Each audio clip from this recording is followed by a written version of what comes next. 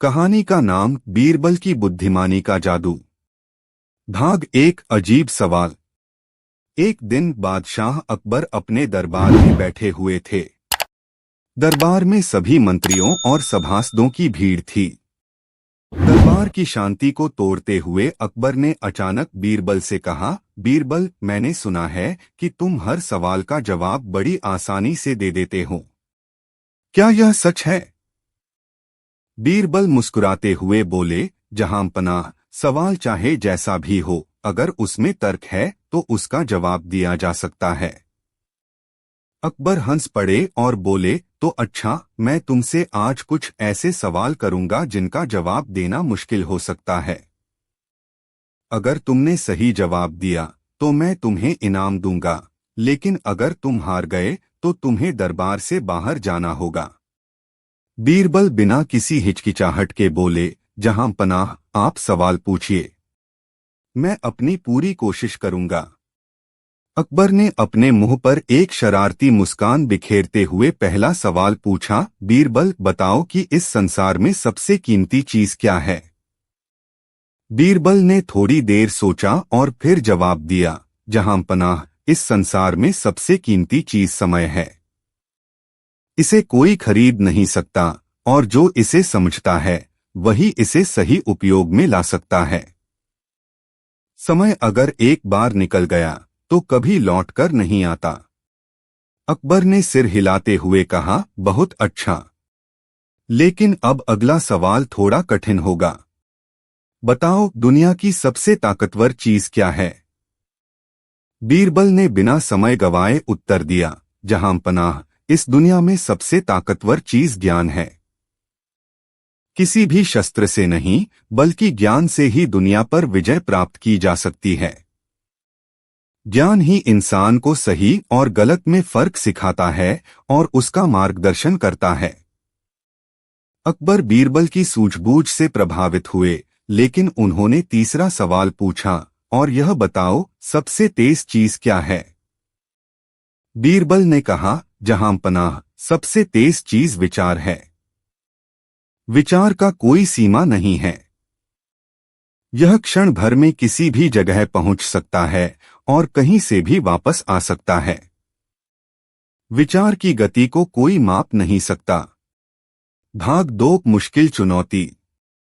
अकबर को लगा कि बीरबल हर सवाल का जवाब बिना किसी परेशानी के दे रहा है। इसलिए उन्होंने अब कुछ ऐसा करने की ठानी जिससे बीरबल को असल चुनौती मिले। अकबर ने कहा, अब आखिरी सवाल पूछता हूं बीरबल, बताओ कि इस संसार में सबसे बेकार चीज क्या है? यह सवाल सुनकर दरबार में सन्नाटा छा गया। सभी दरबारियों की नजर बीरबल पर टिक गई। अब देखना यह था कि बीरबल इस सवाल का क्या जवाब देंगे। कुछ क्षणों की चुप्पी के बाद बीरबल ने मुस्कुराते हुए जवाब दिया, जहांपनाह, इस संसार में सबसे बेकार चीज अज्ञानता है। जब इंसान को सही और गलत का ज्ञान नहीं होता, तब वह अज्ञानता के अंधेरे में भटकता है। अज्ञानता न केवल व्यक्ति को अंधकार में धकेलती है, बल्कि समाज और राष्ट्र को भी हानि पहुंचाती है। अकबर बीरबल की बुद्धिमानी से इतने प्रभावित हुए कि वे हंस पड़े और बोले, बीरबल, तुम्हारी बातें सुनकर मेरा मन प्रसन्न हो गया। तुमने हर सवाल का न केवल सही जवाब दिया, बल्कि मेरे मन की शंका भी दूर कर दी। भाग 3। अनोखा इनाम। अकबर बीरबल की सूझबूझ और बुद्धिमानी से इतने प्रभावित हुए कि उन्होंने फैसला किया कि बीरबल को खास इनाम दिया जाए। उन्होंने अपने खजांची को बुलाकर कहा, बीरबल को 500 सोने की मुद्राएं दी जाएं। बीरबल ने सिर झुकाकर अकबर का धन्यवाद किया, लेकिन उन्होंने इनाम लेने से इनकार कर दिया। यह देखकर अकबर चौंक गए और बोले, बीरबल, यह कैसा व्यवहार है? मैंने तुम्हें इनाम देने का वचन दिया था, फिर तुम इसे क्यों नहीं ले रहे? बीरबल ने विनम्रता से उत्तर दिया, जहांपनाह, मेरी सेवा का उद्देश्य केवल आपके दरबार की शोभा बढ़ाना और आपको खुश रखना है।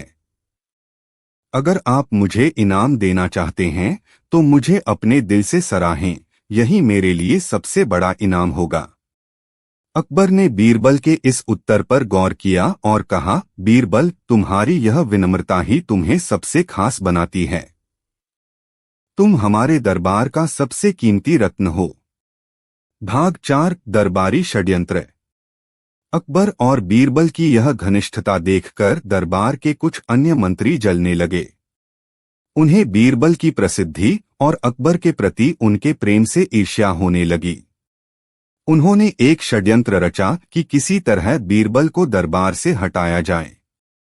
उन्होंने अकबर से जाकर कहा, जहां पनाह, बीरबल की बातें सुनने में तो बहुत अच्छी लगती हैं, लेकिन उनकी नीतियों से दरबार को बहुत नुकसान हो रहा है। अगर आप ध्यान दें तो कई बार उनकी सलाह से राज्य को आर्थिक नुकसान हुआ है। अकबर को यह सुनकर चिंता हुई। उन्होंने बीरबल को दरबार में बुलाया और कहा, बीरबल, दरबार के कुछ मंत्री कहते हैं कि तुम्हारी नीतियां राज्य के लिए हानिकारक हैं। क्या यह सच है?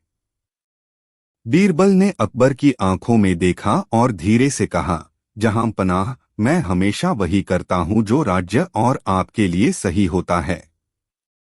अगर किसी को मुझसे शिकायत है तो मैं उसे दूर करने के लिए तैयार हूं, लेकिन आप खुद निर्णय लें कि मेरे द्वारा किए गए कामों ने राज्य को लाभ पहुंचाया है या हानि। भाग 5 बीरबल की परीक्षा। अकबर ने सोचा कि बीरबल की ईमानदारी पर संदेह करना उचित नहीं होगा, लेकिन फिर भी उन्होंने उसे एक परीक्षा में डालने का फैसला किया। उन्होंने कहा, बीरबल, अगर तुम सच में राज्य के लिए लाभकारी हो तो तुम्हें यह साबित करना होगा। तुम्हारे पास 3 दिन हैं। अगर तुमने इन 3 दिनों में राज्य के खजाने में 10 गुना वृद्धि नहीं की तो तुम्हें दरबार छोड़ना पड़ेगा। बीरबल ने यह चुनौती स्वीकार कर ली और बिना किसी हिचकिचाहट के दरबार से बाहर चले गए। भाग 6 बीरबल की चालाकी। बीरबल ने 3 दिनों के भीतर राज्य के खजाने में वृद्धि करने का तरीका ढूंढ निकाला। उन्होंने राज्य के व्यापारियों और किसानों से मिलकर एक योजना बनाई। पहले दिन बीरबल ने व्यापारियों से मिलकर राज्य में व्यापार की गति को बढ़ाने के लिए कुछ नई नीतियां लागू कीं। उन्होंने व्यापारियों से कहा कि वे राज्य के भीतर ही अपने व्यापार को फैलाएं और अधिक मुनाफा कमाएं। दूसरे दिन बीरबल ने किसानों से मिलकर कृषि उत्पादों को बढ़ाने के लिए कुछ नई तकनीकों का उपयोग करने का सुझाव दिया। इससे फसल की उपज में वृद्धि हुई और राज्य को लाभ हुआ। तीसरे दिन बीरबल ने राज्य के धनाढ्य लोगों से मिलकर उन्हें राज्य की भलाई के लिए दान देने के लिए प्रेरित किया। उन्होंने यह कहा कि अगर वे राज्य की भलाई के लिए दान देंगे तो उनका नाम हमेशा के लिए इतिहास में अंकित रहेगा। इस बात से प्रभावित होकर राज्य के कई धनाढ्य लोगों ने खजाने में भारी धनराशि दान कर दी। भाग 7 अंत में जीत। तीसरे दिन के अंत में बीरबल दरबार में पहुंचे और अकबर को राज्य के खजाने की वृद्धि के बारे में बताया। अकबर ने खजांची से जांच करवाई और पाया कि बीरबल ने राज्य के खजाने में सच में 10 गुना वृद्धि कर दी थी। अकबर ने बीरबल की बुद्धिमानी की सराहना की और कहा, बीरबल, तुम सच में राज्य के सबसे योग्य मंत्री हो। तुम्हारे बिना यह दरबार अधूरा है। दरबार के मंत्री जो बीरबल से जलते थे, उन्हें अब अपनी गलती का एहसास हुआ और उन्होंने बीरबल से माफी मांगी। बीरबल ने सभी को माफ कर दिया और कहा, जहां पनाह, राज्य की भलाई के लिए सबको एक साथ काम करना चाहिए। अगर हम सभी मिलकर काम करेंगे तो राज्य हमेशा उन्नति करेगा। भाग 8 सीख। इस कहानी से यह सीख मिलती है कि बुद्धिमानी और धैर्य से किसी भी मुश्किल स्थिति का हल निकाला जा सकता है। बीरबल की चतुराई और उनकी नीतियों ने न केवल राज्य को लाभ पहुंचाया, बल्कि उनके ईर्ष्यालु विरोधियों को भी बदल दिया। अकबर और बीरबल की यह दोस्ती और परस्पर विश्वास हमें यह सिखाता है कि सच्चे नेतृत्व में ईमानदारी, धैर्य और दूरदर्शिता का होना जरूरी है। कहानी का नाम बीरबल की बुद्धिमानी और दरबार का नया मंत्री। भाग 1 अकबर का नया फैसला। बादशाह अकबर के दरबार में एक दिन हंसी-मजाक और हल्की फुल्की बातचीत चल रही थी। दरबार में सभी मंत्री और सभासद बैठे हुए थे और बीरबल हमेशा की तरह अपनी चतुराई और बुद्धिमानी से सभी को प्रभावित कर रहे थे। दरबार में अकबर बीरबल के जवाबों से हंसते हुए बोले, बीरबल, तुम हमेशा सही समय पर सही उत्तर दे देते हो और इसीलिए तुम्हारी इज्जत यहाँ इतनी है। लेकिन मैं सोचता हूँ कि यदि दरबार में तुम्हारे बराबर कोई और मंत्री होता तो क्या तुम्हारी इस चतुराई को चुनौती मिलती? यह सुनकर बीरबल मुस्कुराए और विनम्रता से बोले, जहां पनाह, दरबार में सबकी अपनी अपनी जगह होती है। चुनौती तब होती है जब किसी की नीयत में खोट हो। मैं हमेशा कोशिश करता हूं कि आपके दरबार की शोभा बनाए रखूं। अकबर गंभीर हो गए और बोले, बीरबल, मुझे लगता है कि हमारे दरबार में एक और मंत्री की आवश्यकता है जो तुम्हारी तरह बुद्धिमान हो और तुम्हारे साथ मिलकर काम कर सके। इस तरह राज्य की भलाई के लिए अधिक निर्णय लिए जा सकेंगे। बीरबल को अकबर की यह बात थोड़ी अजीब लगी, लेकिन वे कुछ बोले नहीं। अकबर ने दरबारियों की ओर मुड़ते हुए कहा, अगर आप में से किसी के पास ऐसा व्यक्ति हो जो बीरबल के बराबर हो तो मुझे बताएं। मैं उसे दरबार में मंत्री के रूप में नियुक्त करना चाहता हूं। भाग 2 दरबार में ईर्ष्या। अकबर का यह प्रस्ताव सुनकर दरबार के कुछ मंत्रियों को खुशी हुई, क्योंकि वे बीरबल से ईर्ष्या करते थे। उन्हें यह उम्मीद थी कि अगर कोई नया मंत्री आएगा तो बीरबल की लोकप्रियता कम हो जाएगी। एक मंत्री जो बीरबल से विशेष रूप से जलता था ने अकबर से कहा, जहां पनाह, मेरे गांव में एक व्यक्ति है जो बेहद बुद्धिमान और चालाक है। उसका नाम चतुर सिंह है और मुझे विश्वास है कि वह बीरबल के बराबर हो सकता है। अकबर ने उत्साहित होकर कहा, तो उसे दरबार में लाओ। मैं देखना चाहता हूं कि वह बीरबल के मुकाबले में कितना सक्षम है। कुछ दिनों बाद चतुर सिंह को दरबार में लाया गया। वह एक लंबा, सौम्य और आत्मविश्वासी व्यक्ति था। उसने अकबर को सलाम किया और विनम्रता से बोला, जहां पनाह, मैं आपकी सेवा में हाजिर हूं और आपकी हर आज्ञा का पालन करूंगा। अकबर ने उसकी विनम्रता और आत्मविश्वास को देखकर उसे तुरंत दरबार का नया मंत्री नियुक्त कर दिया। बीरबल ने इसे चुपचाप देखा और कुछ नहीं कहा। भाग 3 चतुर सिंह की चालाकी। चतुर सिंह अब दरबार का नया मंत्री बन गया था और उसने धीरे धीरे अपनी चालें चलना शुरू कर दी। वह हर बार अकबर के सामने अपने सुझाव रखता और उनकी तारीफें करता। उसने धीरे धीरे बीरबल की जगह अकबर की नजरों में अपनी जगह बनानी शुरू कर दी। दरबार में हर दिन किसी न किसी बात पर चतुर सिंह बीरबल के खिलाफ बातें करता और कहता, जहां पनाह, बीरबल के फैसले कभी कभी राज्य के लिए नुकसानदायक होते हैं। अगर मुझे अवसर मिले तो मैं राज्य को अधिक समृद्ध बना सकता हूं। अकबर, जो बीरबल पर पूरी तरह विश्वास करते थे, अब धीरे धीरे चतुर सिंह की बातों पर ध्यान देने लगे। उन्होंने बीरबल के कुछ फैसलों की समीक्षा करनी शुरू की और एक दिन बीरबल से कहा, बीरबल, मैं देखता हूं कि तुम्हारे कुछ निर्णय इतने प्रभावी नहीं होते जितने होने चाहिए। मुझे लगता है कि अब तुम्हें चतुर सिंह के साथ मिलकर काम करना चाहिए ताकि हमारे राज्य को अधिक लाभ हो सके। भाग 4 बीरबल की परीक्षा। बीरबल को यह समझ आ गया था कि चतुर सिंह के षड्यंत्र के पीछे एक गहरी साजिश चल रही है। उन्होंने अकबर से कहा, जहां पनाह, मुझे इस बात की खुशी है कि आपने मेरे साथ एक नया मंत्री चुना है। लेकिन अगर आपको मुझसे कोई शिकायत है तो मुझे बता दीजिए, मैं अपनी गलतियों को सुधारने के लिए तैयार हूं। अकबर ने कहा, बीरबल, मुझे तुम्हारी नीयत पर शक नहीं है, लेकिन अब मैं चाहता हूं कि तुम और चतुर सिंह दोनों एक समान कार्य करके दिखाओ।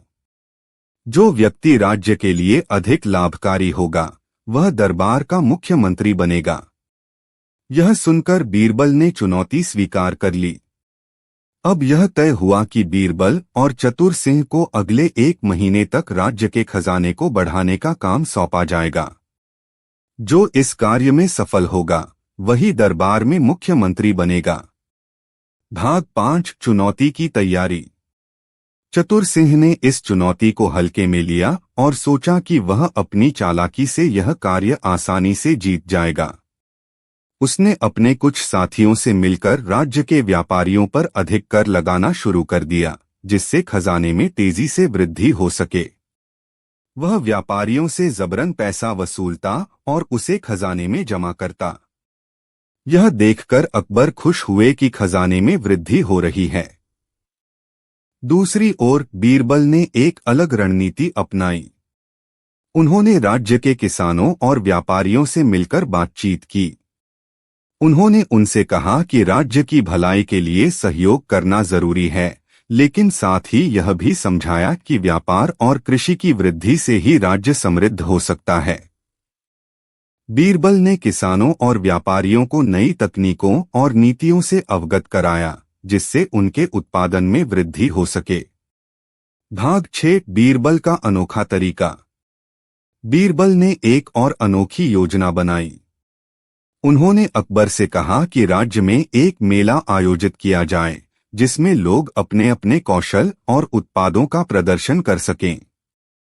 अकबर को यह विचार पसंद आया और उन्होंने तुरंत मेले के आयोजन का आदेश दिया। बीरबल ने मेले में राज्य के लोगों को आमंत्रित किया और कहा कि जो भी व्यक्ति अपने कौशल और व्यापार से राज्य को अधिक लाभ पहुंचाएगा, उसे बादशाह अकबर से इनाम मिलेगा।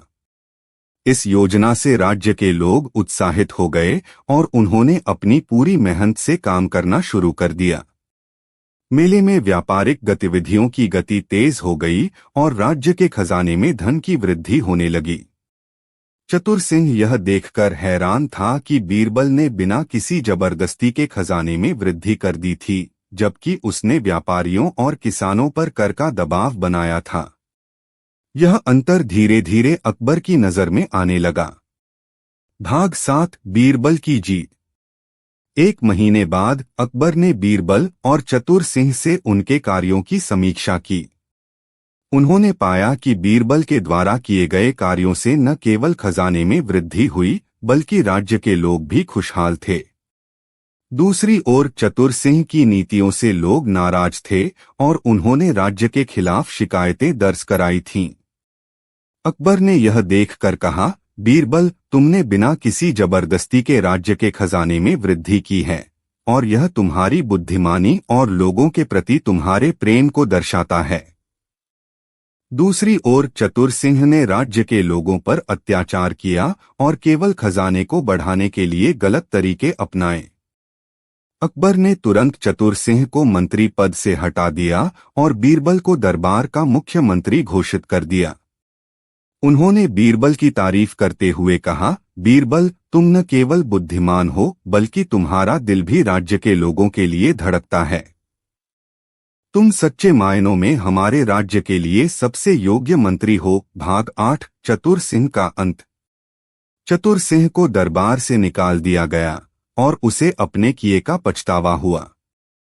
उसने बीरबल से माफी मांगी और कहा, बीरबल, मुझे माफ कर दो। मैंने तुम्हारे खिलाफ साजिश रची और अपने स्वार्थ के लिए राज्य के लोगों को नुकसान पहुंचाया। बीरबल ने उदारता से उसे माफ करते हुए कहा, चतुर सिंह, इंसान से गलती होना स्वाभाविक है, लेकिन उसे सुधारना महत्वपूर्ण है। अगर तुमने अपनी गलती स्वीकार कर ली है तो यह सबसे बड़ी बात है। आगे से यह ध्यान रखना कि अपनी बुद्धिमानी का उपयोग केवल अच्छाई के लिए करो। भाग 9 सीख। इस कहानी से यह सीख मिलती है कि केवल बुद्धिमानी और चालाकी ही काफी नहीं होती, बल्कि इंसान के दिल में दूसरों के लिए प्रेम और सम्मान होना भी जरूरी है। बीरबल ने अपने कामों से यह साबित कर दिया कि सही नीति और लोगों की भलाई से ही सच्ची सफलता मिलती है। अकबर और बीरबल की यह कहानी हमें यह सिखाती है कि किसी भी राज्य या समाज का विकास तभी हो सकता है जब वहां के नेता न्यायप्रिय, दयालु और लोगों के प्रति संवेदनशील हों। कहानी का नाम बीरबल की नई चुनौती। भाग 1, अकबर का अनोखा सवाल।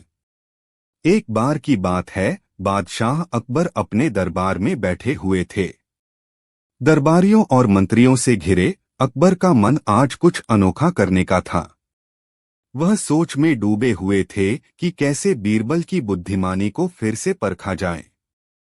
तभी अचानक उनके मन में एक सवाल आया और उन्होंने बीरबल को बुलाकर कहा, बीरबल, मैं तुमसे एक सवाल पूछना चाहता हूँ और देखना चाहता हूँ कि तुम इसका जवाब कैसे देते हो।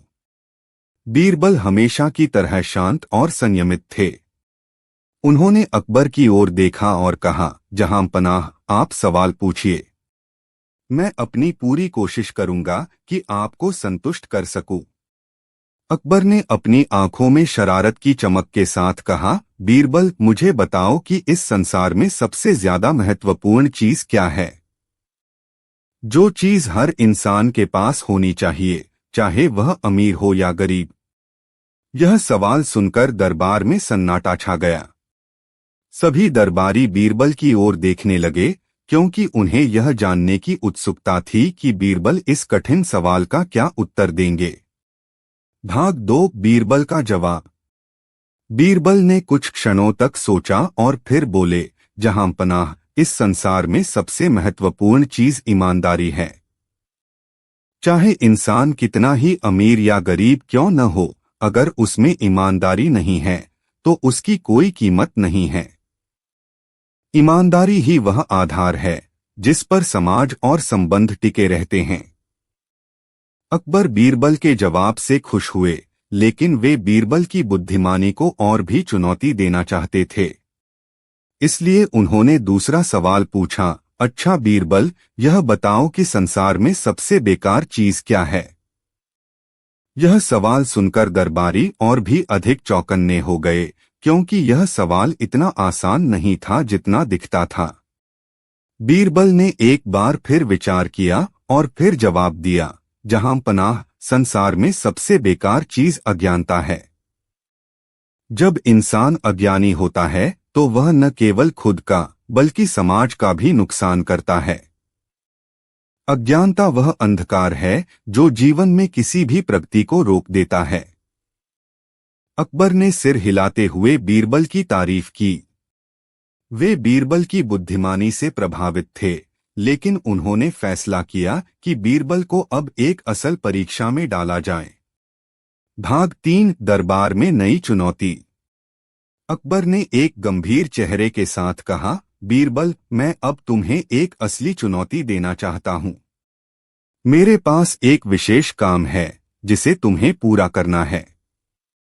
अगर तुम इसे सफलतापूर्वक कर लेते हो तो मैं तुम्हें विशेष इनाम दूंगा। लेकिन अगर तुम असफल हो गए तो तुम्हें दरबार छोड़ना होगा। यह सुनकर दरबारियों में हलचल मच गई। सभी सोचने लगे कि अकबर अब क्या नई चुनौती देंगे जो बीरबल के लिए कठिन हो सकती है। बीरबल ने धैर्यपूर्वक कहा, जहां पनाह, आप जो आदेश देंगे मैं उसे पूरी ईमानदारी और मेहनत से पूरा करने की कोशिश करूंगा। अकबर ने कहा, बीरबल, राज्य के खजाने में कमी आई है और मुझे इसे बढ़ाने के लिए कोई विशेष तरीका चाहिए। मैं चाहता हूं कि तुम 1 महीने के भीतर खजाने को दोगुना करके दिखाओ। अगर तुम सफल हुए तो तुम्हें दरबार में सर्वोच्च सम्मान मिलेगा। बीरबल ने अकबर की चुनौती को स्वीकार कर लिया और कहा, जहां पनाह, मैं इस काम को करने की पूरी कोशिश करूंगा, लेकिन मुझे इस कार्य के लिए कुछ स्वतंत्रता चाहिए। अकबर ने तुरंत सहमति दे दी और बीरबल को इस कार्य के लिए पूरी स्वतंत्रता दी। भाग 4, बीरबल की योजना। बीरबल ने सबसे पहले राज्य के व्यापारियों, किसानों और अन्य प्रमुख व्यक्तियों से मिलकर बातचीत शुरू की। उन्होंने उनसे कहा, आप सभी राज्य के महत्वपूर्ण नागरिक हैं और इस समय राज्य को आपकी मदद की जरूरत है। अगर आप अपने व्यापार और खेती को बेहतर ढंग से चलाएंगे तो राज्य को अधिक कर प्राप्त होगा और खजाना भरेगा। बीरबल ने व्यापारियों को कुछ नई नीतियों के बारे में बताया जिससे उनके व्यापार को बढ़ावा मिल सके। उन्होंने किसानों से भी आधुनिक कृषि तकनीकों का उपयोग करने का सुझाव दिया जिससे उत्पादन में वृद्धि हो सके।